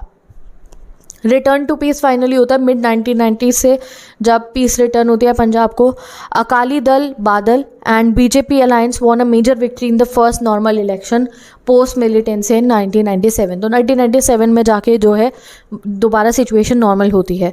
उसके बाद से पंजाब ने अपनी डेवलपमेंट पे फोकस करा and politics up towards secular lines है, ज़्यादा रिलीजन के बेसिस पे नहीं होती है। Despite the importance of religious identity, religious identity को बहुत इंपॉर्टेंस दी जाती है, बट फिर भी जो है अब इतना वहाँ पे जो है रिलीजियस बेसिस पे जो है वो नहीं करा जाता है। सेक्युलर लाइन्स पे जो है अब पॉलिटिक्स चल रही है। विद दिस पंजाब का अब हमने पढ़ लिया। अब हम मूव करते हैं अपने नॉर्थ ईस्ट के अंदर, और नॉर्दर्न ईस्टर्न स्टेट्स में क्या रहा वो जानने वाले। अब हम नॉर्थ ईस्ट के बारे में बात करने वाले हैं। नॉर्थ ईस्ट इंडिया जो है हमारा इंडिया का, ये देखो this is north east India, this place, और यहाँ पे मेजर जो है 8 स्टेट हैं। इनमें से 7 को हम कहते हैं 7 सिस्टर्स, और जो ये सिक्किम है हम इनको कहते हैं अब कि ये सिक्किम इन 7 सिस्टर्स का भाई है। ठीक है, तो अब इन सब के बारे में अभी हम पढ़ने वाले हैं। चलो, तो 7 सिस्टर्स अरुणाचल प्रदेश है, असम है, नागालैंड है, मणिपुर है, त्रिपुरा है, मिजोरम है, मेघालय है। इनको 7 सिस्टर्स बोला जाता है, और सिक्किम जो है ब्रदर कहा जाता है इन 7 सिस्टर्स का। ठीक है, highlighting its connection to the region. ठीक है, क्योंकि ये इनका कनेक्शन इनका दिखाता है। ठीक है, कि ये सारे कनेक्टेड है रीजन्स। डेमोग्राफी की अगर बात करें तो नॉर्थ ईस्ट में सिर्फ 4% ऑफ इंडिया की पॉपुलेशन रहती है, but occupies twice the share of countries area. मतलब एरिया तो बहुत सारा है यहाँ पे नॉर्थ ईस्ट में हमारी इंडिया का, बहुत पॉपुलेशन कितनी है, पॉपुलेशन सिर्फ 4% है। ठीक है, जोग्राफिकल आइसोलेशन बहुत ज़्यादा है नॉर्थ ईस्ट के अंदर, कि कनेक्ट नहीं कर पाते हैं खुद को इस ब्यूटीफुल प्लेस से। और स्टार्टिंग में जो है हमारी जो गवर्नमेंट रही, उन्होंने इस प्लेस में ज़्यादा डेवलपमेंट नहीं लेकर आए और ज़्यादा कनेक्ट नहीं करके रखा, और इस प्लेस पे न जाने का जो कॉरिडोर है वो बहुत छोटा सा है हमारे पास में। ओनली 22 किलोमीटर्स का कॉरिडोर है हमारे पास, नैरो कॉरिडोर है, जिससे हम जो है नॉर्थ ईस्ट जाते हैं। जैसे कि अगर आपने देखा होगा कि हमारा जो है ना डिस्प्यूट भी चलता है बांग्लादेश के साथ में। कई बार ही आपने कंटेम्प्रेरी वर्ल्ड पॉलिटिक्स के चैप्टर पढ़ा था, हम कई बार बांग्लादेश को कहते हैं let us move freely to जो है नॉर्थ ईस्ट, तो ये हमें नहीं करने देता है। तो फिर हमारे पास इतना सा ही कॉरिडोर बचता है नॉर्थ ईस्ट में मूव करने का, जो भी है। तो हमारे पास कॉरिडोर बहुत कम है, ये बात है। और नॉर्थ ईस्ट एक बहुत मेजर सिग्निफिकेंट एरिया हमारी कंट्री के लिए, क्योंकि ये इंटरनेशनल इश्यूज़ को भी इफेक्ट कर सकता है। क्योंकि नॉर्थ ईस्ट का बॉर्डर देखो गाइस, चाइना के साथ भी लग रहा है, म्यांमार के साथ भी लग रहा है, बांग्लादेश के साथ भी लग रहा है। तो ये इंडिया का गेटवे है साउथ ईस्ट एशिया का, तो इस पर ध्यान देना बहुत ही ज़्यादा ज़रूरी है। इस रीजन की बात करें तो 1947 के बाद इस रीजन में बहुत चेंजेस आए। स्पेशली अगर बात करो तो त्रिपुरा, मणिपुर एंड खासी हिल्स ऑफ मेघालय, जो बहुत बढ़िया प्रिंसली स्टेट हुआ करती थी, ये मर्ज हो गई थी इंडिया के साथ में आफ्टर इंडिपेंडेंस। तो जैसे इंडिपेंडेंस हुआ, त्रिपुरा और कौन सा है, मणिपुर एंड जो खासी हिल्स मेघालय आप कह सकते हो, ये मर्ज हो जाते हैं। ये प्रिंसली स्टेट्स थे, ये मर्ज हो जाते हैं इंडियन यूनियन के साथ में। Entire region of the North East has undergone political reorganization, वो सबका political reorganization हुआ था। नागालैंड स्टेटहुड मिल जाती है 1963 में, मणिपुर, त्रिपुरा और मेघालय 1972 में, वाइल मिजोरम और अरुणाचल प्रदेश जो है सेपरेट स्टेट्स बन गए 1987 में जाकर। The partition in India 1947 had reduce the north east to a landlocked region and affected its economy. क्योंकि पार्टीशन के बाद ईस्ट पाकिस्तान बन गया था, तो नॉर्थ ईस्ट काफ़ी लैंडलॉक्ड हो गया था हमारे पे, वहाँ मतलब बिल्कुल ही अलग सा सट गया था, अलग कोने में। एंड इसकी इकोनॉमी पे बिल्कुल ध्यान नहीं दिया गया, जो मैंने आपको बताया गवर्नमेंट जो लॉस लगा रही है सेंट्रलाइज, वहाँ ध्यान ही नहीं देते थे।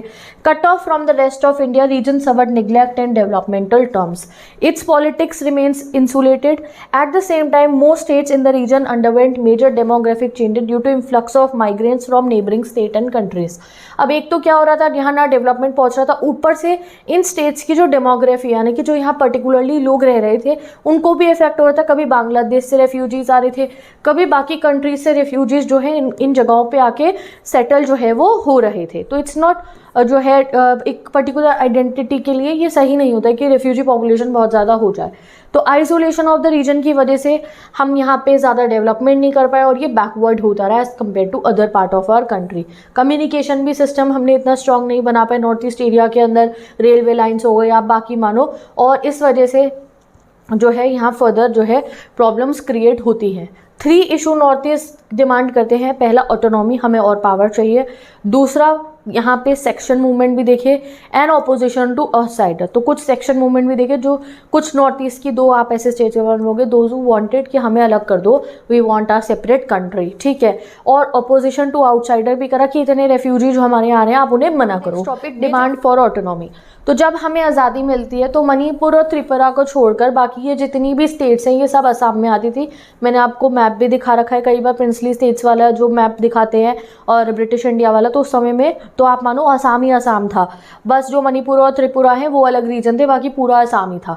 नाउ जो है पॉलिटिकल ऑटोनॉमी डिमांड करते हैं नॉन असामीज ग्रुप, जो फील करते थे कि जो असम की गवर्नमेंट है वो असम की लैंग्वेज को हमारे ऊपर डोमिनेट कर रही है।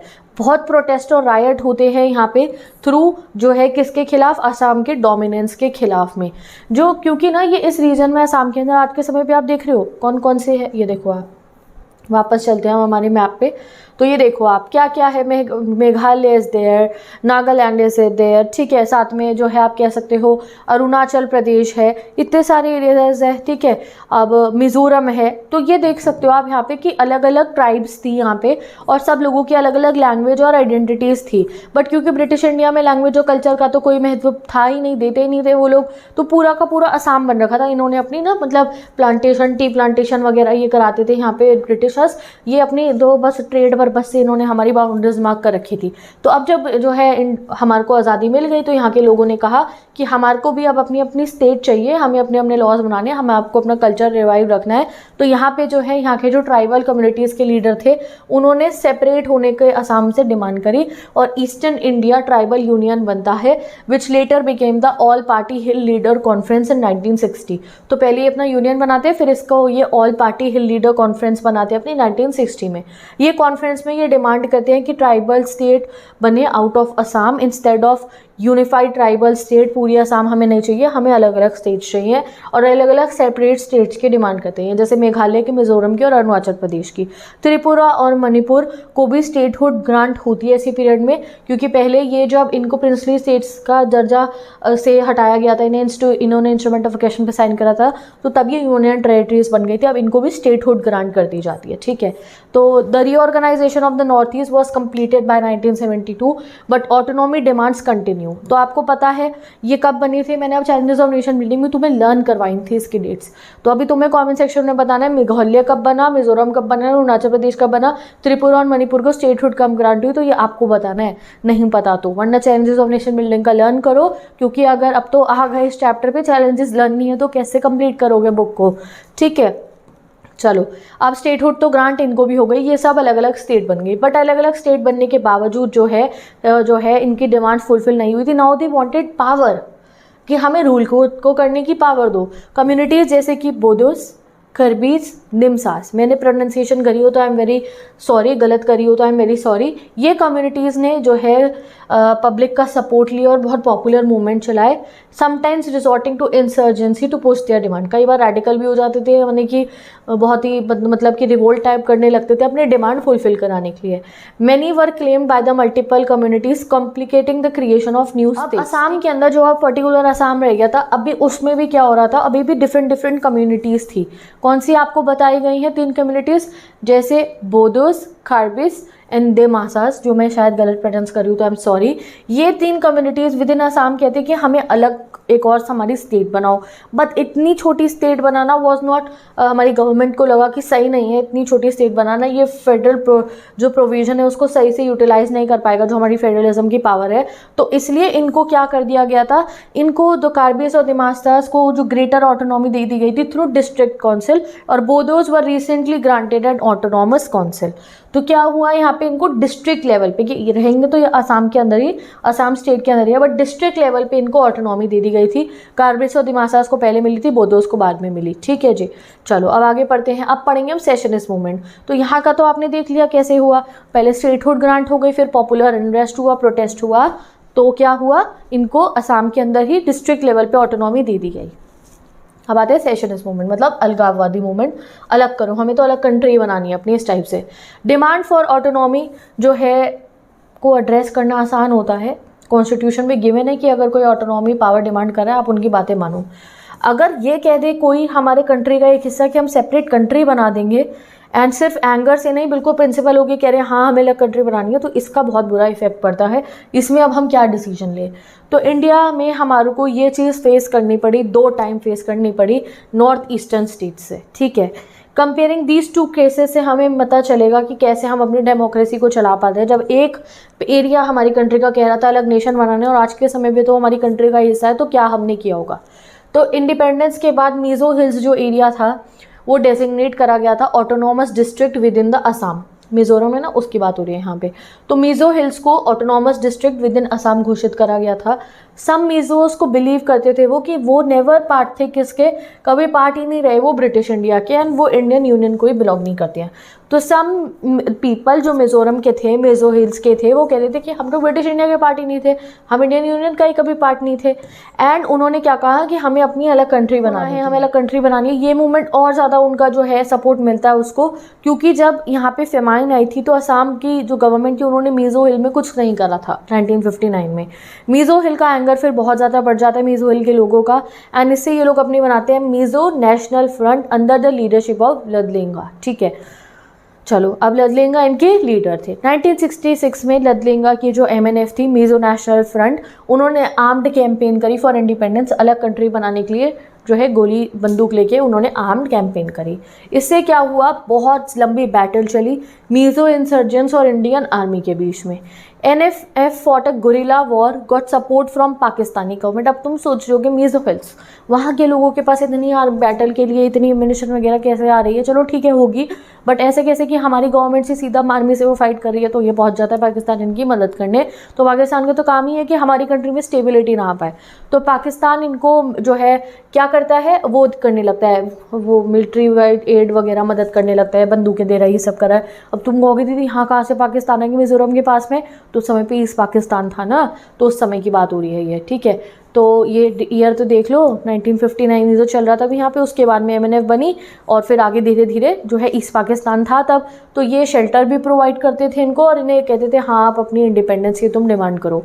इंडियन सिक्योरिटी फोर्सेस ने काउंटर करा अटैक्स को। ठीक है, और जो है इस बीच में काफ़ी कॉमन पीपल भी विक्टिम हो गए थे। एट वन पॉइंट एयरफोर्स को भी यूज़ करा गया था, और इससे तो लोगों के बीच में और एंगर हुआ कि आप ऐसे कैसे, नॉर्मल सिटीजन्स यहाँ रह रहे हैं, आप ऐसा कैसे कर सकते हो। At the end of 2 decades of insurgency, 2 decade मतलब 20 साल की इंसर्जेंसी के बाद एवरीवन वाज अ लूजर, कोई जीता ही नहीं। देखो 20 साल चल गए इंसर्जेंसी के, but everyone was a loser, कोई रिजल्ट नहीं निकलता है। लदलिंगा जो एग्जाइल पे गए हुए थे पाकिस्तान में, वो जो है वापस आते हैं और फिर वो इंडियन गवर्नमेंट के साथ बैठ के नेगोशिएशन करते हैं। अब जब भी नेगोशिएशन का नाम आ रहा है तो कौन आ रहे हैं, राजीव गांधी जी आ रहे हैं। अब राजीव गांधी जी बैठ के लदलिंगा जी से बातचीत करते हैं कि चलो जी आपका भी मामला जो है देखते हैं क्या है।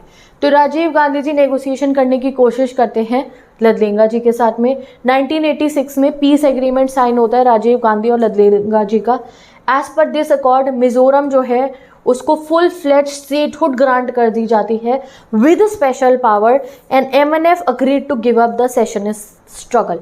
तो कब से, लगभग 1959 से प्रॉब्लम चल रही थी, 1986 में जाके उनकी प्रॉब्लम सुनी जाती है 20 साल के स्ट्रगल के बाद में, जब राजीव गांधी जी इनिशिएटिव लेते हैं। ठीक है, तो क्या होता है, MNF को जो है कहा जाता है आप कोई अब सेशन स्ट्रगल नहीं करोगे, अलग कंट्री बनाने की बात नहीं करोगे आप, ना ही आप जो है आर्म स्ट्रगल करोगे, और मिजोरम को फुल फ्लेजेड स्टेटहुड दे दी जाती है और स्पेशल पावर्स भी दी जाती हैं।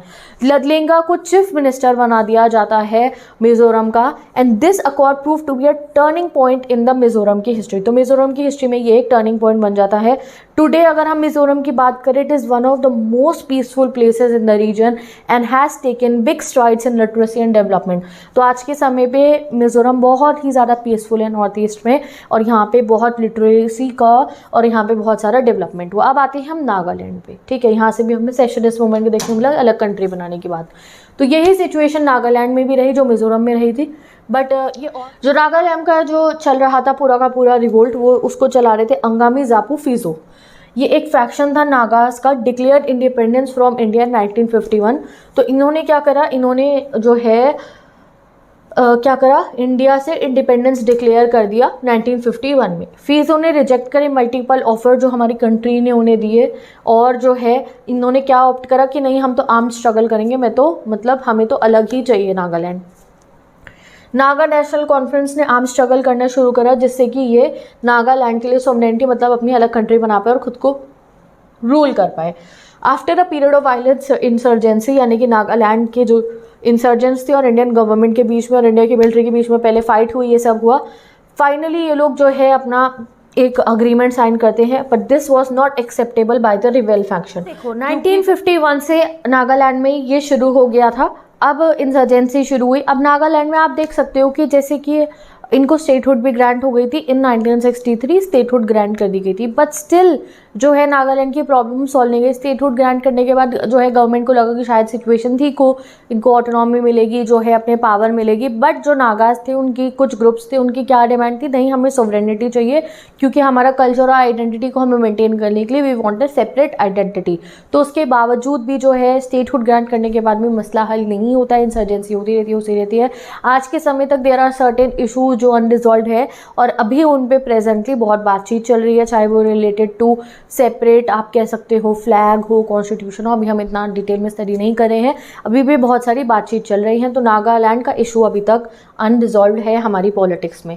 तो मूवमेंट अगेंस्ट आउटसाइडर भी बहुत ज़्यादा हुआ। तीसरा मुद्दा था नॉर्थ ईस्ट में मूवमेंट अगेंस्ट आउटसाइडर, क्योंकि क्या हो रहा था, क्योंकि माइग्रेंट जो थे, चाहे वो बांग्लादेश से हो या बाकी हमारे पड़ोसी देशों से, बहुत सारे माइग्रेंट्स जो है बांग्लादेश से तो सबसे ज़्यादा गए थे हमारे कहाँ पे, असम के अंदर और बाकी नॉर्थ ईस्टर्न स्टेट्स के अंदर। ठीक है, ईदर फ्रॉम इंडिया और अब्रॉड जो है आप कह सकते हो कि आप मानो कि अगर माइग्रेंट्स कहीं पे आ रहे हैं तो वो उस एरिया की स्कैर्स रिसोर्सेज के ऊपर प्रेशर डालते हैं, लैंड हो या कुछ भी हो, एम्प्लॉयमेंट अपॉर्चुनिटीज़ हो, उस सब के ऊपर इफेक्ट डालेंगे ना। जैसे कि आप मानो आप रह रहे हो एक कंट्री के अंदर और बाकी देश से लोग आ जाएं तो वो आपकी जॉब पे भी इफेक्ट डालेंगे। तो आप क्या चाहोगे, यार मेरी कंट्री है, पहले मेरे लिए तो जॉब है नहीं, यहाँ और लोग और आ गए हैं। ठीक है, रेफ्यूजी को असाइलम देना is a good thing, but एक तरह पे जब अपनी ही इकोनॉमी पे, अपनी ही लाइवलीहुड पे बात आती है तो ये सही नहीं है ये चीज़। ठीक है, तो बहुत सारे क्योंकि रेफ्यूजीज़ आते रहते नॉर्थ ईस्ट के अंदर, तो उनकी पॉलिटिक्स पे भी, क्योंकि अपनी उनकी एक कल्चर है ना, उनकी अपनी एक आइडेंटिटी है ना, उस पर भी इफेक्ट पड़ेगा। तो issue has taken political and sometime violent form in many states of north east. ठीक है, तो हर जगह पे हुआ है। जैसे कि असम में मूवमेंट हुआ था 1979 से 1985 का, ये उसका बेस्ट एग्जाम्पल है मूवमेंट अगेंस्ट आउटसाइडर का। असम में जो है सस्पेक्ट किया गया कि यहाँ पे बहुत सारे ह्यूज नंबर में इलीगल बंगाली मुस्लिम्स जो है माइग्रेंट्स आ गए हैं, यानी कि वो बांग्लादेश से माइग्रेट करके यहाँ पे इलीगली आ गए हैं।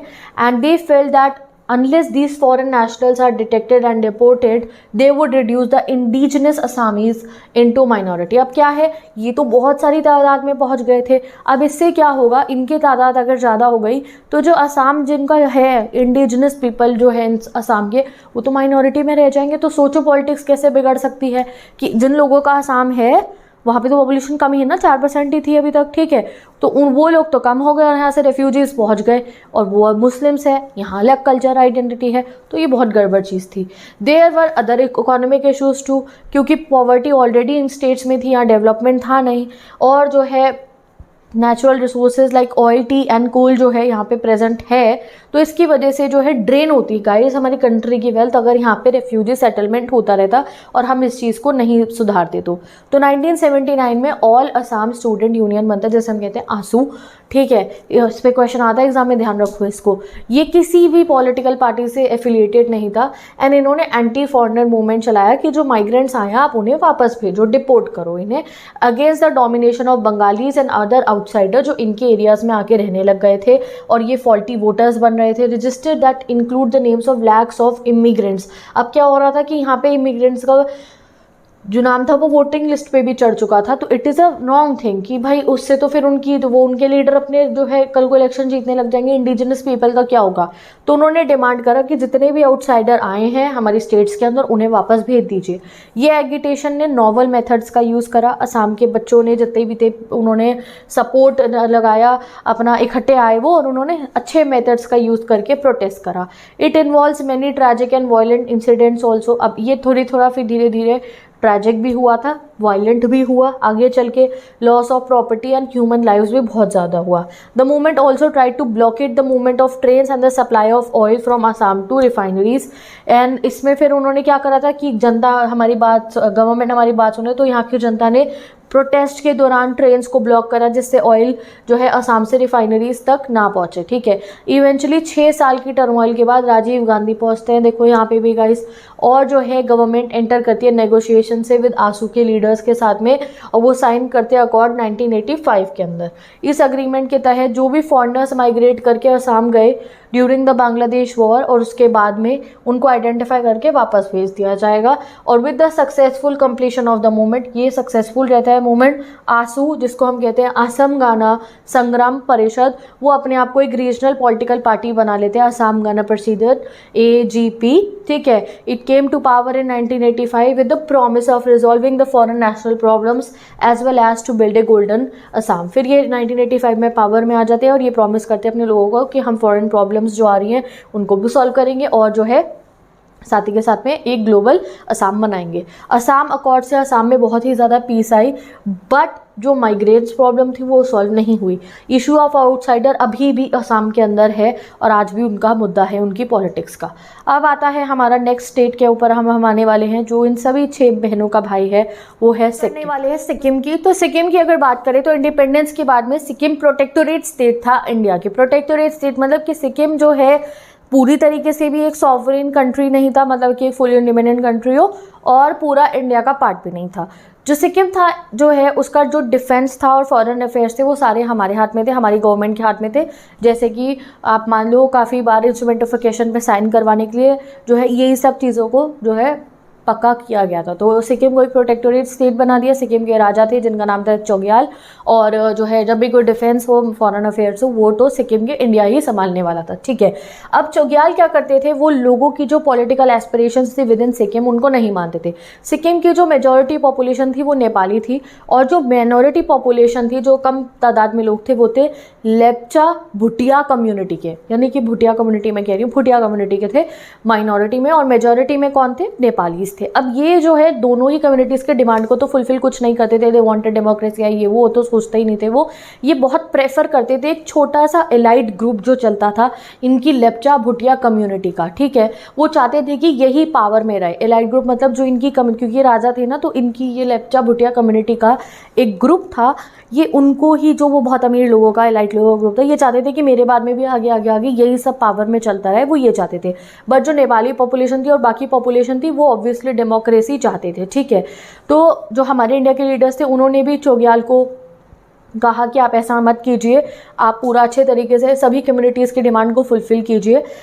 एंड देन 1974 के अंदर फर्स्ट डेमोक्रेटिक इलेक्शन कंडक्ट करवाए जाते हैं सिक्किम के अंदर। 74 में इलेक्शन होते हैं। फिर जो असेंबली, जो सिक्किम कांग्रेस की जो इलेक्शन जीत जाती है, वो पहले रिक्वेस्ट करती है हमारी कंट्री से एसोसिएट स्टेट, कि आप सिक्किम को इंडिया का एसोसिएट स्टेट बना दो, और 75 के अंदर पूरा इंटीग्रेशन करवाने की मांग करती है इंडिया के साथ में। और हम लोग कम्प्लीटली जो है एक क्विक रेफरेंडम करते हैं, वहाँ की असेंबली से पूछते हैं, एंड उनकी असेंबली जब कन्फर्म कर देती है जबकि हाँ हमें इंडिया का पार्ट बनना है, तो हमारे इंडिया की पार्लियामेंट सिक्किम को हमारी 22nd स्टेट जो है वो घोषित कर देती है। अब चोग्याल जी कहते हैं कि ये जो हमने करा है, ये इंडियन गवर्नमेंट ने दखलंदाजी करके करा है, और ये जो है सही तरीक़ों से मर्जर नहीं कराया गया सिक्किम का इंडिया में। अब आता है हमारा लास्ट टॉपिक मैं आपको कराऊंगी अकोमोडेशन से पहले, एक हमारा मैंने बीच में लीव कर दिया था, वो है जो हमारा मूवमेंट इन द साउथ चला था, द्रविड़न मूवमेंट वाला। ओके चलो ये पढ़ते हैं। तो ये हमारे इंडिया का वन ऑफ द अर्ली और इफेक्टिव रीजनल मूवमेंट था।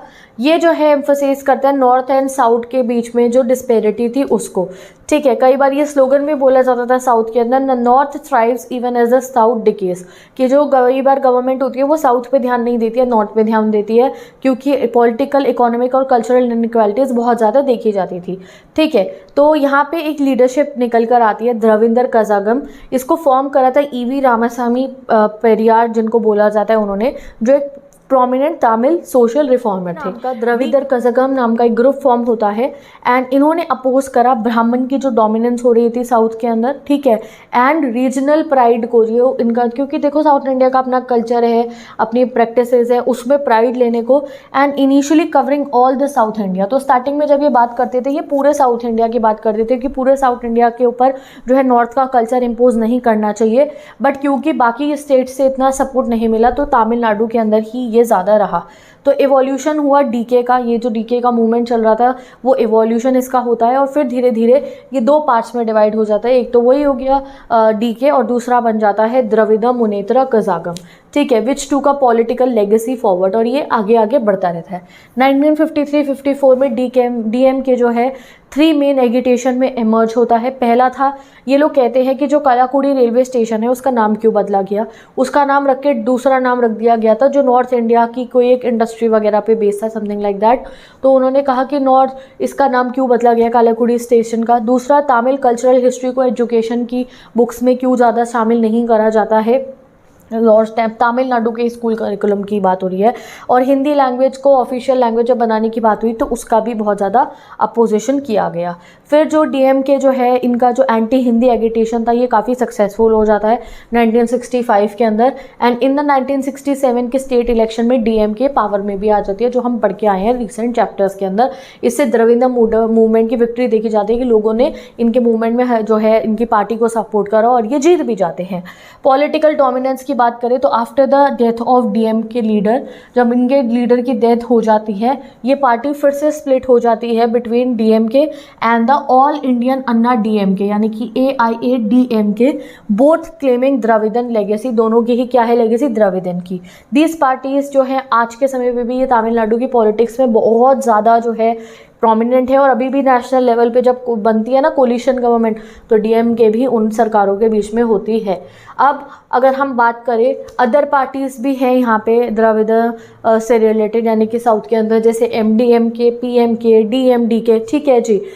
Initially viewed as a challenge to Indian nationalism, ये जितनी भी पार्टीज इमर्ज हुई, मूवमेंट इमर्ज हुई, ये पहले इंडियन नेशनलिज्म के खिलाफ देखे गए थे, बट देन समझ में आया कि नहीं, ये तो इसलिए थे कि जो इंडिया की रीजनल डाइवर्सिटी है वो अच्छे से पीसफुली मिलजुल के रह पाए। कॉन्क्लूजन क्या हुआ, द्रविड़ मूवमेंट ने एक क्रूशियल रोल प्ले करा पॉलिटिकल लैंडस्केप ऑफ तमिलनाडु का भी और रीजनल प्राइड का भी, और जिससे कि हमारी कंट्री का जो कल्चर है ना इतना डाइवर्स, वो अच्छे से कंट्री में रह पाए उसके लिए, ठीक है। अब लास्ट केस एक मैंने अभी मुझे ध्यान आया, यहाँ पे हमें गोवा का भी लिबरेशन पढ़ना है कि गोवा को कैसे स्टेटहुड जो है वो ग्रांट होती है। तो गोवा, जैसे कि आपको पता है, जो वो मिली थी ना मतलब आज़ादी मिली थी, वो बहुत बाद में मिली थी, पोर्चुगीज़ बहुत बाद में गए थे, ठीक है। तो पोर्चुगीज़ जो थे वो रूल करते थे गोवा को, दीव को और दमन को, एंड इन्होंने 16th सेंचुरी से यहाँ पे रूल लगा रखा था। पोर्चुगीज़ गोवा की पॉपुलेशन को कोई सिविल राइट नहीं देते थे और बहुत ज़्यादा उनका कन्वर्जन्स कराते थे वहाँ पे, मतलब धर्म परिवर्तन कराते थे। इंडिया की इंडिपेंडेंस होने के बाद में इंडिया ने काफ़ी बार पोर्चुगीज़ को कहा कि आप हटो यहाँ से, आप वापस जाओ, और strong movement for freedom emerge होता है गोवा के अंदर, जिसको सोशल एक्टिविस्ट फ्रॉम महाराष्ट्र जो है सपोर्ट करते हैं। दिसंबर 1961 के अंदर इंडियन गवर्नमेंट आर्मी सेंड करती है लिबरेट कराने के लिए गोवा को, दीव को और दमन को। तो देखो गोवा को इंडिपेंडेंस कब मिली, पोर्चुगीज से 1961 में जाके, ठीक है। मिलिट्री एक्शन खाली 2 दिन तक चला और पोर्चुगीज भाग जाते हैं, और उसके बाद में हम गोवा को यूनियन टेरिटरी बना देते हैं। अब जब गोवा यूनियन टेरिटरी बन जाता है, after liberation the Maharashtrawadi गोमनातक party MGP led a movement advocating for Goa to merge with Maharashtra, viewing it as a Marathi speaking area. तो ये कहते हैं कि आप गोवा को महाराष्ट्र के साथ मर्ज कर दो। वहीं पे कुछ गोवान्स ऐसे थे जो यूनाइटेड गोवान पार्टी चलाते थे, वो चाहते थे कि नहीं, गोवा की जो यूनिक आइडेंटिटी कल्चर है, जो कोंकणी लैंग्वेज है, उसे हमें प्रिजर्व करना है, हमें महाराष्ट्र के साथ मर्ज नहीं होना। ओपिनियन पोल होता है। फिर जनवरी 1967 में सेंट्रल गवर्नमेंट एक ओपिनियन पोल करती है विश पता लगाने के लिए वेदर गोवा को महाराष्ट्र के साथ ज्वाइन होना था या नहीं, या सेपरेट ही रहना था। तो majority voted in the favour of outside Maharashtra, allowing Goa continue as a union territory. तो गोवा यूनियन टेरिटरी की तरह ही रहता है। 1987 में हम गोवा को फुल स्टेटहुड प्रदान कर देते हैं and officially Goa 25th state बन जाता है इंडियन यूनियन की, एंड दमन एंड दीव हमारी यूनियन टेरिटरीज आज तक है। तो विद दिस गाइज ये चैप्टर आपका कंप्लीट होता है। अब मैं लास्ट टॉपिक पे ले जाती हूँ। इसमें हमें क्या बता रखा है, तो इसमें बता रखा है हमें अकोमोडेशन एंड नेशनल इंटीग्रेशन। तो ये जितने भी केस हमने पढ़े, even after 75 years of independence, आज भी कुछ इश्यूज हैं जो अभी अनरिजॉल्व है, जैसे हमने नागालैंड का पढ़ा। We have seen that regional aspiration जो है अलग अलग टाइप से आती है, चाहे वो स्टेटहुड के लिए हो, चाहे वो इकोनॉमिक डेवलपमेंट के लिए हो। जैसे आसाम का हमने देखा, वो माइग्रेंट्स के खिलाफ क्यों बोल रहे हैं, इकोनॉमी के लिए बोल रहे हैं। तो 1980 से लेकर अब तक के पीरियड में हमने बहुत टेंशन देखे। अब हम इससे क्या लेसन सीख सकते हैं जो हमने ये चैप्टर पढ़ा। तो सबसे पहले हमने पढ़ा कि इनहेरेंट पार्ट ऑफ डेमोक्रेसी है रीजनल एस्पिरेशन। अगर डेमोक्रेसी चलाओगे, डेमोक्रेसी मतलब ही है कि आप रीजन के एस्पिरेशन को फिर फुलफिल करो। मिलिट्री रूल में थोड़ी कोई डिमांड कर सकता है यार मेरे को ये लैंग्वेज पे स्टेट बना दो, ये बना दो, ये बना दो, नहीं। मिलिट्री रूल में तो कोई कर ही नहीं सकता, डिक्टेटर को जाके कोई थोड़ी बोलेंगे लोग भाई हमारे यहाँ माइग्रेंट्स आ गए यहाँ से आप मना करो ये वो, उनके आगे थोड़ी बात होती है। तो डेमोक्रेसी का मतलब ही ये है कि डेमोक्रेसी में रीजनल एस्पिरेशंस को जो है मान्यता मिलनी चाहिए। जैसे कि आपको बता रखा है countries like UK and Spain also experience similar regional movement, बहुत कंट्रीज ने जो है ये सब फेस करा है, तो इट इज़ नॉर्मल हमारी कंट्री में ये जो हुआ। डेमोक्रेटिक नेगोशिएशंस होना हमने सीखा, बेस्ट अप्रोच है इन रीजनल डिमांड को फुलफिल करने का वो है डेमोक्रेटिक नेगोशिएशन करके, जो काम करा राजीव गांधी ने ज़्यादातर हर जगह पे जाकर। पंजाब लोंगवाला अकॉर्ड आपने देखा, लदलेंगा से बात करी उन्होंने, तो आप देख रहे हो कितना अच्छा रोल निभाया राजीव गांधी जी ने। तो ये दिखाते हैं नेगोशिएशंस करने की पावर को, और सेटलमेंट तभी होगा ही चुका जब आप अकॉर्ड्स बना के सेटलमेंट करोगे। और दूसरा पावर शेयर करनी पड़ेगी, अगर रीजनल एस्पिरेशन में वो ऑटोनॉमी मांग रहे हैं तो ऑटोनॉमी आपको ग्रांट करनी पड़ेगी। तो it is crucial to ensure कि हर रीजन और ग्रुप के पास अपनी ऑटोनॉमी हो, स्टेट लेवल पे भी और नेशनल लेवल पे भी, जिससे डेमोक्रेटिक स्ट्रक्चर अच्छे से चले। नेक्स्ट हमने क्या माना, एड्रेसिंग इकोनॉमिक डिस्पैरिटी। हमें समझ में आया, जैसे हमने नॉर्थ ईस्टर्न स्टेट्स का देखा कि वहाँ पे डेवलपमेंट नहीं पहुँचा, वहाँ पे हमने ध्यान नहीं दिया ज़्यादा, तो इसलिए हमें इकोनॉमिक डिस्पैरिटी को एड्रेस करना पड़ेगा, वरना अनरेस्ट आएगा। नेक्स्ट फ्लेक्सिबल कॉन्स्टिट्यूशनल फ्रेमवर्क, यानी कि जो हमारा कॉन्स्टिट्यूशन क्रिएटर है उन्होंने हमारी कॉन्स्टिट्यूशन ऐसी बनाई है जिसमें हम जो है उन सब लोगों की जो डिमांड्स है उसको फुलफिल कर पाए within the federal structure. Several provision for certain state जैसे कि north east have been crucial in resolving complex political issue. तो ये हमारा कॉन्स्टिट्यूशन फ्रेमवर्क था। जैसे असम में हमने बोडोस कार्बिस का देखा, उनको डिस्ट्रिक्ट लेवल पर स्टेटहुड प्रदान कर दी कि इतनी छोटी स्टेट नहीं बना सकते, तो ये सब हमारे कॉन्स्टिट्यूशन में गिवन है, तभी तो हम कर पा रहे हैं। और अकोमोडेटिंग रीजनलिज्म, कि अगर आपको एक अच्छी यूनिटी वाली कंट्री रहना है तो हमारी इंडियन कॉन्स्टिट्यूशन एक ऐसा अच्छा फ्रेमवर्क हमें प्रोवाइड करती है, जहाँ पे हमारी कॉन्स्टिट्यूशन हमें कहती है कि अगर ऐसे चैलेंजेस हों तो आप इन्हें इस तरीके से डील करो। This framework helps prevent separatism. अब हमने इनकी डिमांड्स फुलफिल कर दी तो हमारे लिए तो अच्छा हुआ कि इन्होंने अलग कंट्री नहीं बना पाए जाके, या नॉर्मल लोगों के, वरना क्या है, अटैक्स होंगे, आर्म रेबेलियन होते रहेंगे, लड़ाइयाँ होती रहेंगी, आम जनता मरेगी, उसके अंदर प्रॉपर्टी का नुकसान होगा। तो अगर मामला सेटल हो रहा है, पावर देके पीस आ रहा है, तो thanks to our constitution maker कि उन्होंने ऐसी कॉन्स्टिट्यूशन बनाई जिससे हम ये रीजनल डाइवर्सिटी को अकोमोडेट कर पाते हैं। तो ये मैंने गोवा का भी केस बता दिया आपको, द्रविड़ा मूवमेंट भी, और फाइनली ये हमारा ह्यूज चैप्टर कंप्लीट होता है। एंड इसके मैंने बहुत बेहतरीन नोट्स बना दिए जो आया जाए, told you in every video, आपको मेरी इंस्टाग्राम आईडी से मिल जाएंगे, वहाँ मैंने अपलोड करे हैं। Go and take a print out and वहाँ से अपने नोट्स आप फिर खुद हैंड रिटन बनाना, ठीक है। खुद प्रिंट आउट के बाद भी एक बार जो है प्रैक्टिस करना। कश्मीर का भी मैंने प्रॉपर नोट्स बना दिए, सारी टाइमलाइंस का, इन सब का भी बना दिया, so you can go and check the notes. Bye bye, take care and best.